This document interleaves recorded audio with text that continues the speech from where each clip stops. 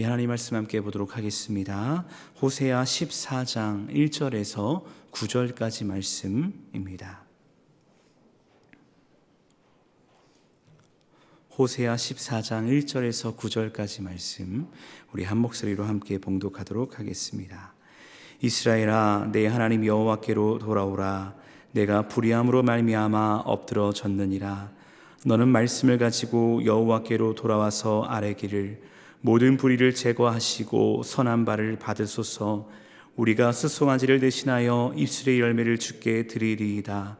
우리가 아수르의 구원을 의지하지 아니하며 말을 타지 아니하며 다시는 우리의 손으로 만든 것을 향하여 너희는 우리의 신이라 하지 아니하오리니 이는 고아가 주로 말미암아 긍휼을 얻었음이니이다 할지니라. 내가 그들의 반역을 고치고 기쁘게 그들을 사랑하리니 나의 진노가 그에게서 떠났음이니라. 내가 이스라엘에게 이슬과 같으리니 그가 백합과 같이 피겠고 레바논 백향목같이 뿌리가 바뀔 것이라. 그의 가지는 퍼지며 그의 아름다운 감람나무 같고 그의 향기는 레바논 백향목 같으리니 그 그늘 아래에 거주하는 자가 돌아올지라.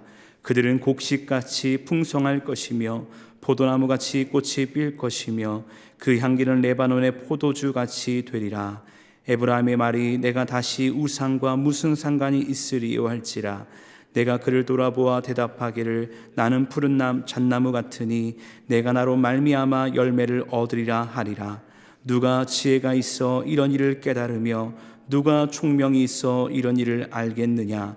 여호와의 도는 정직하니 의인은 그 길로 다니거니와 그러나 죄인은 그 길에 걸려 넘어지리라. 아멘. 우리 함께 말씀 나누도록 하겠습니다. 우리가 남유다와 북이스라엘의 역사를 살펴볼 때 이런 이야기를 많이 합니다. 남유다에는 그나마 선한 왕이 있었지만 북이스라엘에는 선한 왕이 없었다라는 이야기를 하죠. 그렇다면 그 이유가 무엇일까?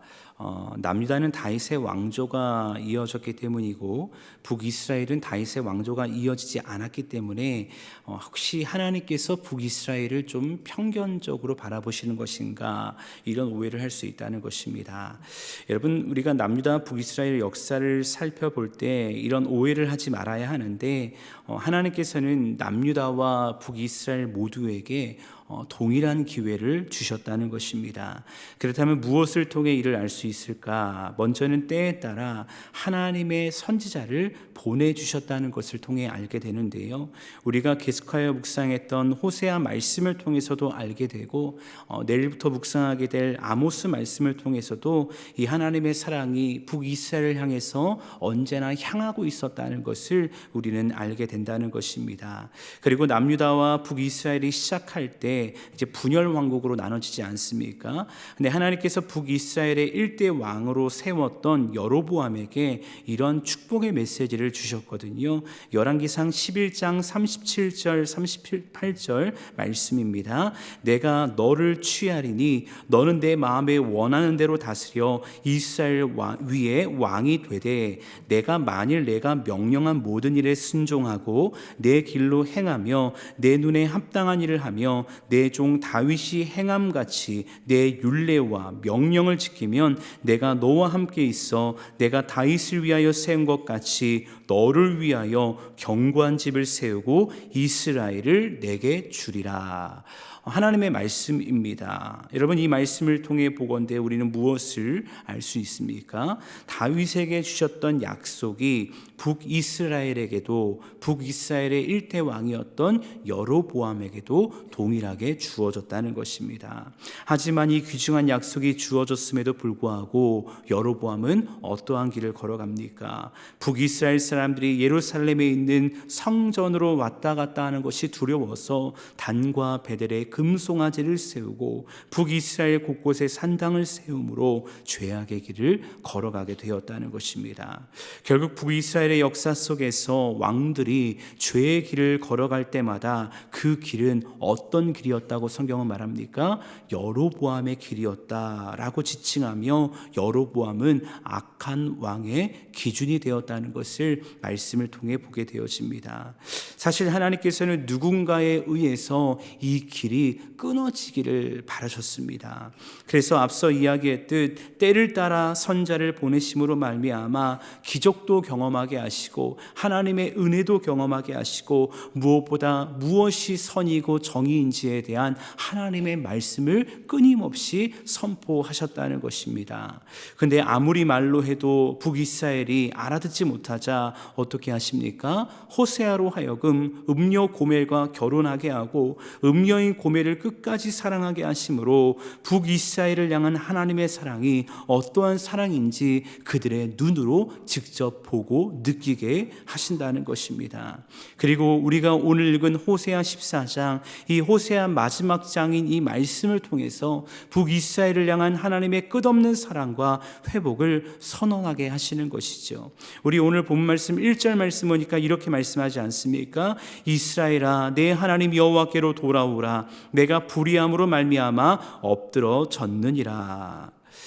사실 앞서 보았던 호세아서의 내용은요 대부분이 심판에 대한 메시지였습니다. 근데 오늘 본문 말씀을 통해 보건대 이 심판을 예언한 이유가 무엇입니까? 진짜로 심판하시겠다는 것이 아니고요 제발 돌아오라 하는 하나님의 간절한 호소였구나라는 것을 알게 되어집니다. 왜 그럴까요? 돌아와야 이 심판의 메시지를 듣고 그 마음에 경각심을 갖고 돌아와야 하나님이 회복시켜 줄 수 있기 때문입니다. 그래서 호세아는 이 마음을 담아 북이스라엘을 향해 이렇게 선언하지 않습니까? 이스라엘아 내 하나님 여호와께로 돌아오라. 근데 돌아와야 하는 이유가 무엇인지 아십니까? 이어진 1절 하반절에 이렇게 말씀합니다. 내가 불의함으로 말미암아 엎드려 졌느니라. 여러분 여기서 우리는 이 말씀이 주는 두 가지의 의미를 생각해 볼 수 있는데요. 첫 번째는 그동안 북이스라엘이 영적으로 넘어지고 믿음으로 서지 못한 이유가 무엇입니까? 그들의 불의함 때문이라는 것입니다. 앞서 이야기했던 하나님께서는 북이스라엘의 시작부터 여로보암에게 선하고 정의로운 길이 무엇인지 알려주셨습니다. 그리고 더 나아가 그 길로 갈 때 어떠한 축복으로 어떠한 회복으로 너희와 함께 할 것인지도 분명히 말씀하셨다는 것입니다. 이뿐입니까? 이 북이스라엘이 그 길을 걷지 않을 때마다 그 길을 잃어버릴 때마다 선지자를 보내셔서 무엇이 정의이고 무엇이 올바른 길인지 끊임없이 듣게 하셨다는 것입니다. 근데 북이스라엘은요 그 왕과 백성들은 믿음으로 서기를 거부합니다. 계속하여 인간의 욕망을 쫓아 불의한 길을 걸어가며 이로 인해 북이스라엘은 영적으로 넘어진 자가 될 수밖에 없었다는 것입니다. 하나님이 넘어뜨린 것이 아니라 그들 스스로가 불의함을 사랑하고 하나님의 말씀을 듣지 않기 때문에 영적으로 넘어진 자가 될 수밖에 없었다는 것이죠. 이런 관점에서 1절 말씀이 주는 두 번째 의미를 살펴보기 원하는데요. 두 번째 의미는 무엇이냐면요. 이 말씀을 통해 우리는 하나님께 돌아가는 자의 자세가 어떠해야 하는지를 발견하게 된다는 것입니다. 여러분 누가 진정 하나님께 돌아갈 수 있습니까? 하나님께 돌아가서 누가 회복할 수 있고 누가 하나님의 은혜를 나의 은혜로 경험할 수 있습니까? 자이든 타이든 내가 엎드러진 자리, 내가 넘어진 자리에서 자신의 불의함, 즉 자신의 죄를 인정하는 자만이 하나님께로 돌아갈 수 있고 하나님의 은혜를 경험할 수 있는 것입니다.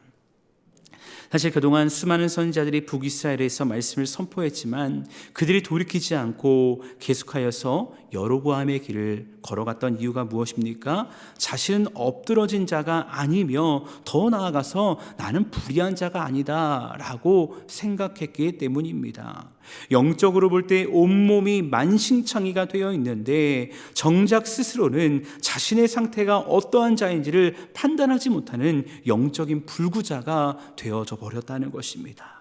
그러니까 그들을 바라보는 하나님의 마음이 여러분 어떨까요? 여러분, 자녀들을 키울 때 자녀가 잘못된 길을 걸어갑니다. 혹여나 자신의 실수로 인해서 넘어지거나 쓰러져 가지고 몸이 다쳤습니다. 그럼 어떻게 해야 됩니까? 빨리 고쳐줘야 되는 겁니다. 마데카솔을 발라주든지 밴드를 붙여주든지 더 큰 상처라면 병원에 가서 치료를 하든지 그런 치료를 해야 되는 것입니다. 하나님의 마음이 어떤 마음일까요? 넌 엎드러진 자야, 넌 넘어진 자야. 근데 북이스라엘은 말합니다. 괜찮아요. 나는 넘어진 자가 아닙니다. 불의한 자가 아닙니다. 하나님 없어도, 하나님 도움 없어도 우리는 잘 살고 잘 먹고 괜찮습니다 라고 이야기하면서 자신이 어떠한 자인지를 깨닫지 못하며 점점 더 큰 질병과 더 큰 넘어짐의 자리로 나아가고 있는 그들, 그렇기 때문에 하나님께서는 그들을 위해서 선자를 보내심으로 돌아오라 라고 말씀하시는 것이죠. 여러분, 근데 이들이 하나님께 돌아올 때, 그렇기 때문에 이렇게 자신이 어떠한 자인지를 발견하지 못하기 때문에 반드시 가지고 나와야 할 것이 있습니다. 이것을 가지고 나올 때 이들이 드디어 내가 이런 자였구나 라는 것을 깨닫게 되는데, 그것은 바로 하나님의 말씀입니다. 그래서 2절 말씀 가운데 이렇게 선언하지 않습니까? 너는 무엇을 가지고 여호와께 돌아오라 말씀합니까? 말씀을 가지고 여호와께 돌아와서 아뢰기를 이라고 말씀하고 있습니다. 여러분, 호세아는 왜 북이스라엘을 향해서 말씀을 가지고 여호와께 돌아오라 라고 할까요? 하나님의 말씀만이 이들의 영적 상태를 제대로 진단할 수 있기 때문입니다. 앞서 이야기했듯 자신의 영적 상태가 어떤지 모릅니다. 근데 말씀 앞에 섰을 때 어떠한 역사가 일어나게 될까요? 그 말씀의 진리를 통해 나를 발견하게 되는 것입니다. 또 하나님의 말씀이 들려질 때 영적 불구자였던 북이스라엘이 그 말씀의 선언을 통해 살아날 것이기 때문에 호세아 선지자는 너는 말씀을 가지고 돌아오라 라고 말씀하는 것입니다. 사실 이들이 지금껏 자신이 불의하지 않다라고 생각했던 또 다른 이유가 있는데요, 그것은 무엇이냐면 상대적인 상황과 환경을 통해 자신의 삶을 왜곡적으로 평가했기 때문입니다. 이게 무슨 말이냐면요, 오늘날의 예를 들어보면 이런 것입니다. 나는 저 사람보다 더 많은 예배를 참석하니까 저 사람보다 나는 거룩해. 나는 저 사람보다 봉사를 많이 하니까, 헌금을 많이 하니까 나는 불의하지 않아 라고 상대적인 사람과 나의 삶을 비교하는 것입니다. 그러면서 상대적인 거룩을 가지고 하나님 앞에서 그래도 나는 저 사람보다는 괜찮은 사람이야 라는 생각을 가지고 있었다는 것입니다. 여러분, 우리가 호세아서를 통해 북이스라엘의 죄악상을 나누다 보니까 이런 오해를 합니다. 이들이 하나님을 믿는 종교적인 행위까지 없앴다라고 생각할 수 있는데요, 사실은 그렇지 않습니다. 북이스라엘에게 있어서 하나님을 향한 종교적인 행위, 제사가 없었던 것이 아닙니다. 제사장이 없었던 것이 아닙니다. 모든 종교적인 행위와 직분도 분명히 있었다는 것이죠. 그런데 문제는 뭘까요? 종교적인 행위도 있는데 하나님만 섬긴 것이 아니라 우상도 섬기고 우상도 사랑했다는 것입니다. 혼합 종교의 시대가 이들 가운데 있었다는 것입니다. 그런데 이제는 이 타협적인 혼합 종교의 시대를 끝내야 합니다. 절대 진리인 말씀을 가지고 하나님 앞에 겸손히 나아가야 한다는 것입니다. 결국 북이스라엘이요, 오늘 2절 하반절에서 말씀하는 것처럼 어떠한 변화로 하나님 앞에 나와야 되냐면요, 숫송아지를 대신하여 입술의 열매, 즉 삶의 열매를 주께 드리기를 결단해야 한다는 것입니다. 왜냐하면 하나님께서 정말 원하시는 것은 만만의 정말 천천의 수량, 그 기름, 그것을 기뻐하는 것이 아니지 않습니까? 정말 내가 정의를 행하고 내 하나님과 함께하는 것, 그것을 하나님이 기뻐하신다고 미가 선지자를 통해서 하나님은 그 백성들을 향해 말씀하지 않으십니까? 겉모습을 기뻐하시는 것이 아니라 그들의 속마음 가운데 정말 무엇을 의지하고 있고 무엇을 바라고 있는가, 하나님은 그것을 말씀하신다는 것입니다. 그래서 이어진 3절 말씀을 보면 이제 이러한 삶의 열매를 주께 드리기로 결단할 때 북이스라엘이 진짜 하나님께 결단하며 나아야 할 것이 있다라고 말씀하는데 두 가지입니다. 첫 번째는 아수르를 의지하지 않는 것이고, 두 번째는 우상을 버리는 것입니다. 당시 국제 정세를 보았을 때 아수르의 위상은 점점 높아져 갔습니다. 그렇기에 북이스라엘은 힘의 논리에 따라 아수르를 의지하였는데, 하나님께서는 너희가 진정으로 회개한다면, 삶의 열매를 주께 드리기 원한다면 아수르의 힘을 의지하지 말라라고 말씀하는 것이죠. 또한 북이스라엘에 있었던 수많은 우상들, 특별히 인간의 손으로 만든 것들을 향해 너희는 우리의 신이라 말하지 말라라고 말씀하는데, 이를 통해 북이스라엘이 오직 유일한 여호와 하나님만을 섬기는 백성이 되기를 원한다. 그 삶의 열매를 가지고 주께 돌아오라라고 말씀하고 있다는 것입니다. 왜냐하면 너희는 원래 고아였는데 놀라운 하나님의 사랑과 은혜로 말미암아 긍휼을 받을 것이기 때문이다 라고 말씀하는 것이죠. 결국 이렇게 북이스라엘이 말씀을 통해 자신의 불의함을 깨닫고 여호와 앞에 삶의 열매를 드리기로 결단하며 나아갈 때 하나님은 어떻게 하시겠다라고 선언하십니까? 이어진 4절과 8절 말씀을 보면 이제 그 회복에 대한 선언이 구체적으로 등장하게 되어지는데, 특별히 4절 말씀 가운데 이렇게 선언하십니다. 내가 그들의 반역을 고치고 기쁘게 그들을 사랑하리니 나의 진노가 그에게서 떠났음이니라. 앞서 이야기했던 수많은 진노와 심판의 메시지에 대해서 그 진노가 그에게서 떠나게 할 것이다 라고 말씀하고 있다는 것입니다. 여러분, 사실 북이스라엘의 그동안 행태를 보면 사랑할 수 있는 자입니까? 여러분 같으면 사랑할 수 있겠습니까? 사실은 사랑하기 쉽지 않습니다. 근데 하나님께서는 이미 호세아의 삶을 통해 보여주셨습니다. 음녀 고멜을 사랑하게 하심으로 말미암아 하나님의 사랑이 얼마나 위대하고 얼마나 놀라운지를 분명히 보여주셨다는 것입니다. 그렇게 북이스라엘이 진심으로 말씀을 가지고 자신의 불의함을 깨닫고 회개함으로 돌아오면 하나님께서는 오늘 4절 이하의 말씀에 기록된 것처럼요, 그들을 고치실 것입니다. 앞서 그들에게 내려질 것이라고 하셨던 모든 진노에 대해서도 하나님은 멈추시고 유보하실 것입니다. 그들의 땅에 회복을 주심으로 말미암아 일일이 다 설명할 수 없지만 수많은 나무와 열매로 인한 큰 기쁨을 그들에게 허락하실 것입니다. 왜냐하면 이것이 북이스라엘을 향한 진짜 하나님의 마음이기 때문입니다. 이어진 호세아 14장 9절, 이 호세아서 전체를 마무리하는 호세아서의 권면인데, 이 권면의 방식을 보니까요, 누가 지혜로 이런 일을 깨달을 수 있겠느냐라는 수사학적인 질문으로 나타나게 되어집니다. 사실 이 질문은요, 누구도 깨닫지 못한다는 의도이기도 하지만 반대로 생각한다면 어떤 의미가 있냐면요, 지혜로운 자는 깨닫게 된다는 도전적인 말이기도 합니다. 그렇게 이 말씀은 북이스라엘이 이러한 지혜자가 되어서 하나님이 주신 기회를 다시 한번 붙잡고 회복의 길을 걸어가길 원한다는 의미가 담겨 있는 말씀인 것이죠. 여러분, 하나님은 언제나 그랬듯 하나님의 백성들에게, 특별히 이 말씀을 받고 있는 북이스라엘에게 분명한 선택권을 주셨습니다. 의인의 길로 가서 회복될 것인가, 죄인의 길로 가서 또다시 불의함으로 넘어짐으로 말미암아 멸망할 것인가. 그래서 9절 하반절에 마지막 말씀 가운데 이렇게 말씀하지 않습니까?